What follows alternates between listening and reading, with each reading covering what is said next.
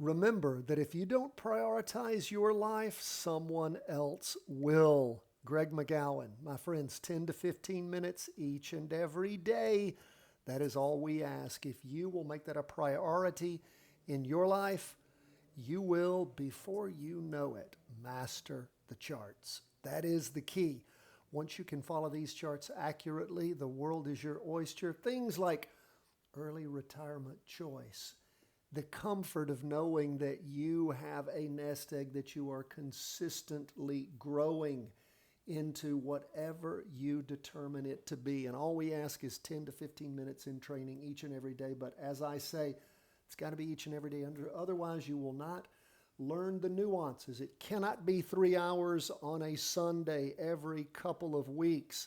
It needs to be 10 to 15 minutes each and every day. Let's jump into these charts. We see stocks and gold are down. Bitcoin and bonds are up. As we look at the week, though, we see that the volume was almost up to average, very close on the S&P, reaching a higher high, moving up quite decently. Again, the market just keeps on, keeping on. Now, that is for the week. For the day, popped up in the morning, rolled back in the afternoon.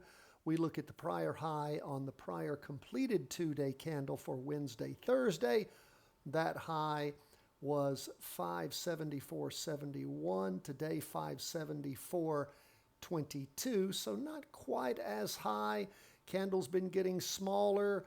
We can see that the volume's been jumping around. So we'll keep an eye on things, see how this next week goes. Like I've been telling you this entire time, my friends, it is an election year. The party in charge is going to do what parties in charge do, and that is do everything they can to keep the market up. The last thing they want is Wall Street hurting with just a few weeks to go before the election. Once the election is over, my friends, the gloves are off. There is no telling what will happen. Now, we are in the fall-winter trading zone.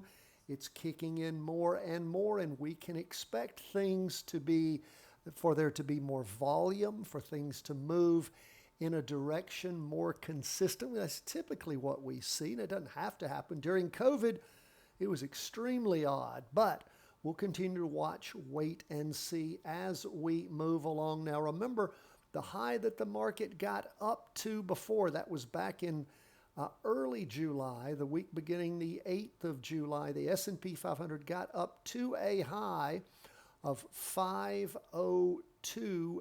502.81. So we have a ways to go to get up there again. We may do it. We'll continue to watch. And I'm sorry, I said the S&P. This was the NASDAQ. I've already switched that chart. The S&P is what has climbed to its most recent high. And of course, we have gone above where we were back where things had peaked before and where we thought there might be a ceiling. And it was a ceiling for quite a while, wasn't it? 1, 2, 3, 4. 5 times it hit that ceiling. And then finally, over the course of the last 2 weeks, has broken above it.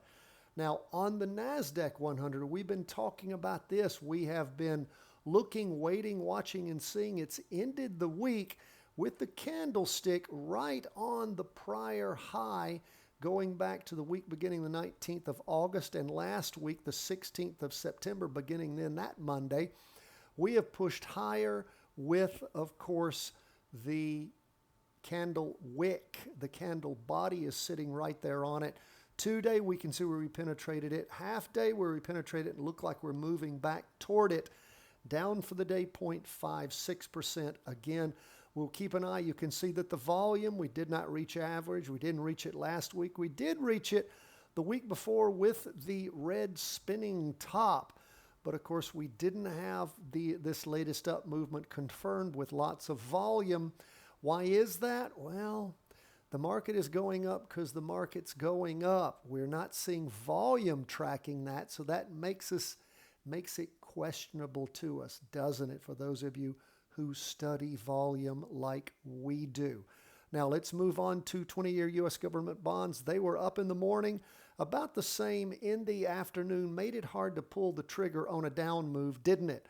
And again, not a perfect kind of rotation over. We don't like to see a candle with any bottom movement, and we did on this. If I move to the right and you look at this candle here, you can see there is a little bitty, there's a little bitty wick on the bottom, making it a type of spinning top. And of course, this week, as you look at the candle, it's just a red down candle, not a spinning top like we like to see, to confirm a real crossover going down. So those of you who jumped in, more power to you. We will see how things go as we start this next week. Please make sure that you're keeping your trade worksheet, always important. You give your reasons why you're in the trade and then substantiate why you stay in it or why you pull it. Again, 20-year U.S. government bonds popping up for the day. After many days of down movement, first time since, the 17th of September in the afternoon. We haven't seen things popping up on that half-day chart since then, except for today. Let's look at where we are with gold. Gold pulling back some. Now, again, it's been a while since gold pulled back. Have to go back to the 19th in the morning of September. Up, then down in the morning, not quite as far down, it doesn't look like, in the afternoon, down 0.79%.